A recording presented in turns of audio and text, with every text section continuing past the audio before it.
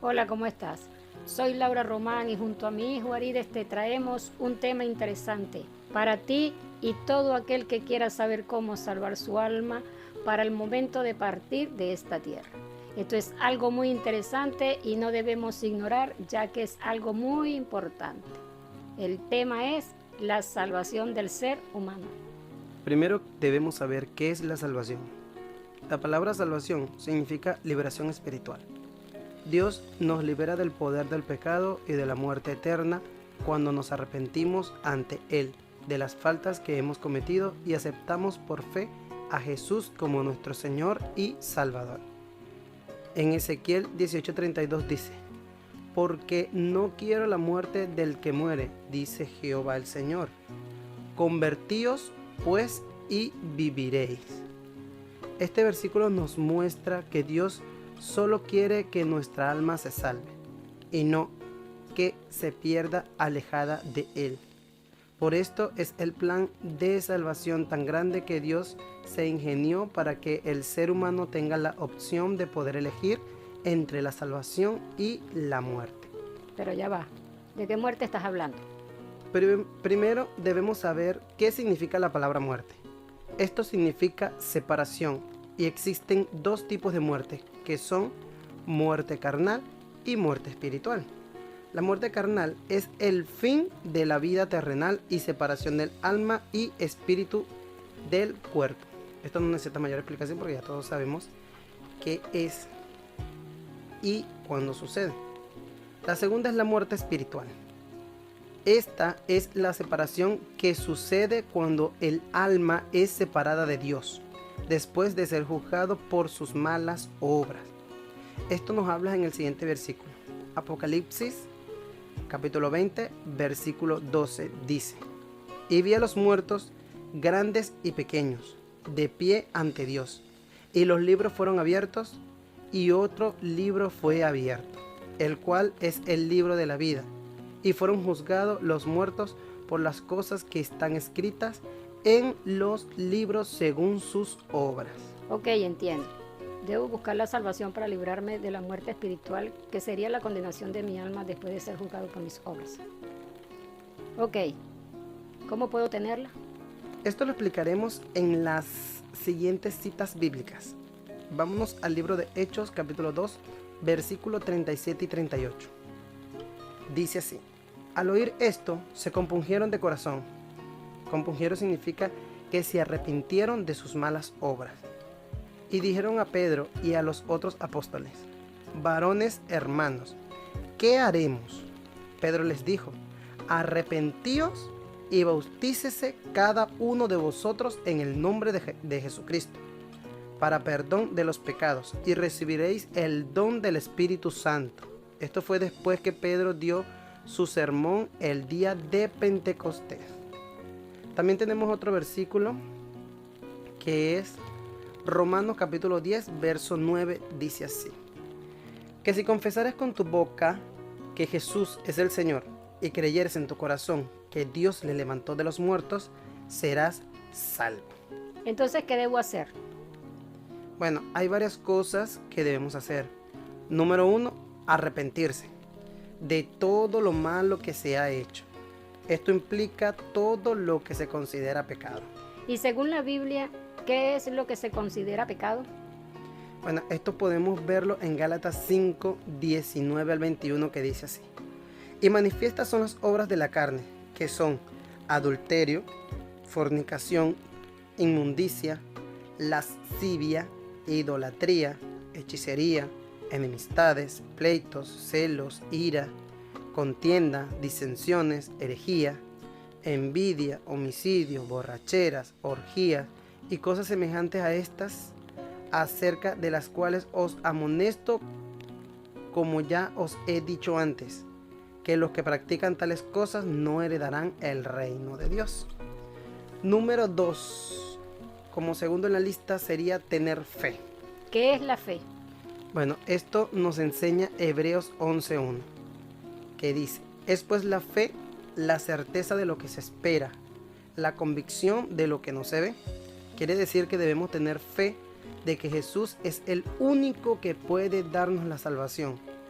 Dice Juan 14:6, Jesús le dijo, yo soy el camino y la verdad y la vida. Nadie viene al Padre sino por mí. Como número 3, ser bautizado por el Espíritu Santo. Ya va. Esto no lo entiendo. ¿Cómo así? Ser bautizado por el Espíritu Santo. Explícame. Bueno, se puede definir como la obra mediante la cual el Espíritu de Dios coloca al creyente al momento de la salvación, en unión con Cristo, en unión con otros creyentes en el cuerpo de Cristo. El bautismo con el Espíritu Santo fue predicho por Juan el Bautista en Marcos 1:8, o sea, capítulo 1, verso 8, que dice así: yo a la verdad os he bautizado con agua, pero él os bautizará con el Espíritu Santo. También por Jesús, antes de ascender al cielo, dice: porque Juan ciertamente bautizó con agua, mas vosotros seréis bautizados con el Espíritu Santo dentro de no muchos días. Esto en el libro de Hechos, capítulo 1, verso 5. Esta promesa se cumplió en el día de Pentecostés. Esto lo encontramos en el libro de Hechos, capítulo 2, verso 1 al 4, que nos vamos a leer en este momento, donde por primera vez el Espíritu Santo moraba permanentemente en las personas y la iglesia había comenzado.